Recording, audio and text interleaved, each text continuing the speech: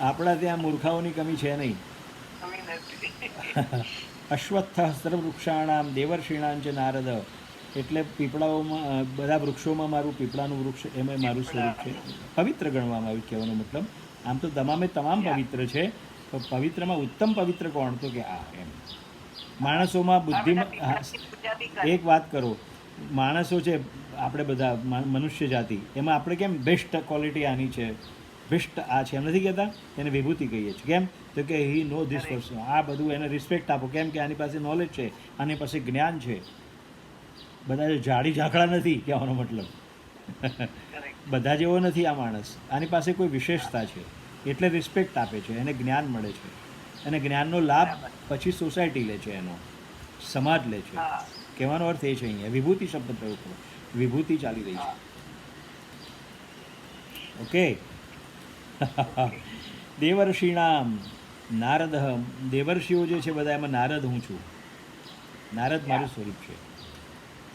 કારણ કે નારદનો અર્થ થાય બુદ્ધિ, અને બુદ્ધિ એટલે કે કેટલી સત્વ બુદ્ધિ, પેલી દુષ્ટ બુદ્ધિવાળા નહીં, સત્વ બુદ્ધિવાળા.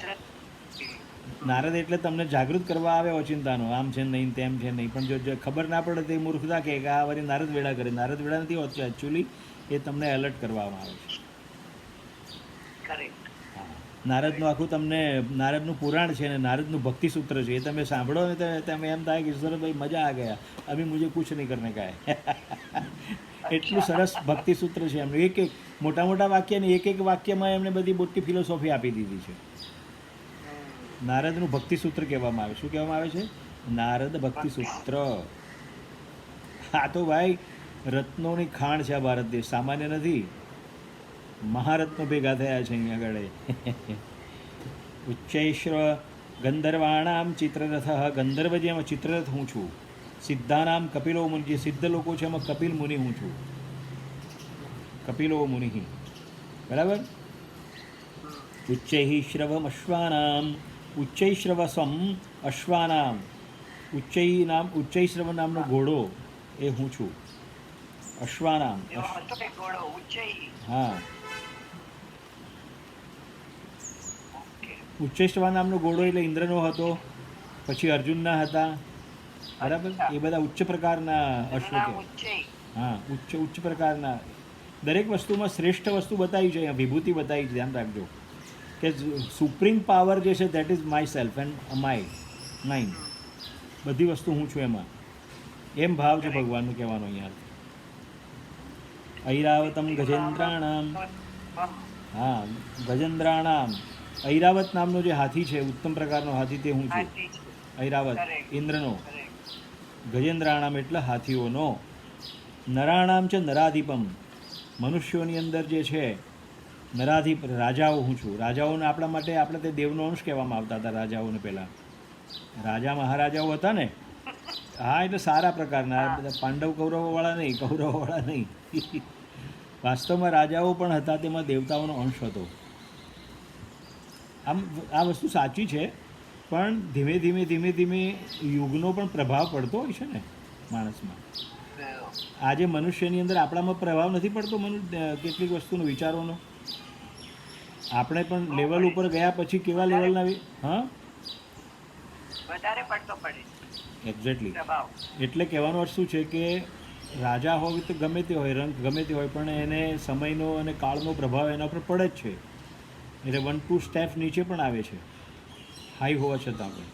કહેવાનો અર્થ એ છે અહીંયા કે એટલું બધું તમારે માની લેવાનું જેવું નથી કે છેલ્લે પછી એ જ છેલ્લે, આના સિવાય કાંઈ જ નથી, એમ નહીં. ભગવાને એમ કહ્યું કે એ બધામાં પણ હું મારું સામર્થ્ય રહેલું છે. જ્યાં સુધી એ સામર્થ્યશાળી મારી વાત માનતા હોય, મારો અંશ છે એવું માનતા હોય, ત્યાં સુધી જ હું તેમનામાં છું એમ.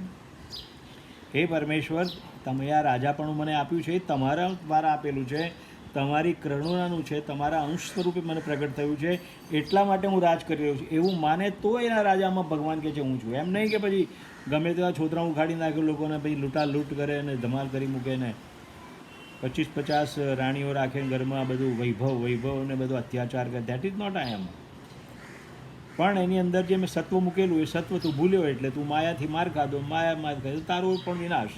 એટલે આખું વિનાશ જ કરી નાખ્યો ભગવાને. પછી એમ જ કહ્યું કે આ બધા સીધા નથી રહેતા ને ચલો મહાભારત કરી નાખું, એટલે પૂરા કરી દીધા બધાને.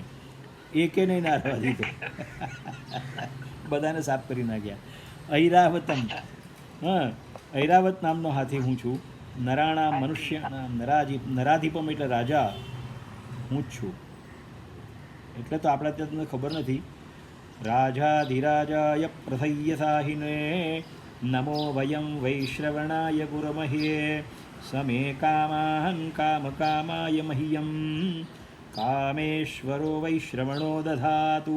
તમે વેદની ઋચાઓ સાંભળો ને ત્યારે ખબર પડે કે ઓહો ક્યાં વાત હે. રાજાધિરાજાય પ્રથય્ય સાહિનો, હું રાજાનો અધિરાજા છું. તમે રાજા છો તો રાજાનો અધિપતિ હું છું એમ.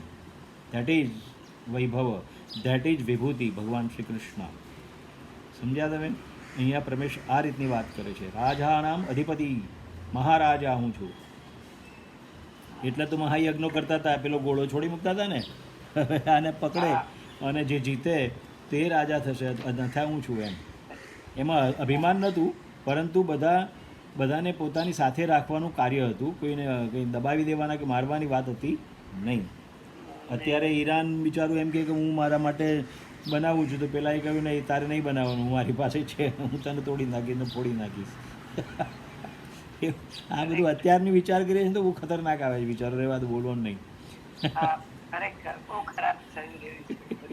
નરાણામ નરાધિપમ મામ વિદ્ધિ. તો અહીંયા આપણે આજે વિરામ લઈએ, બરાબર? 5 વાગ્યા છે અને ત્યાં આગળ પણ તમારી ત્યાં આનંદ કરો, મજા કરો, અને પછી આપણે એક દિવસ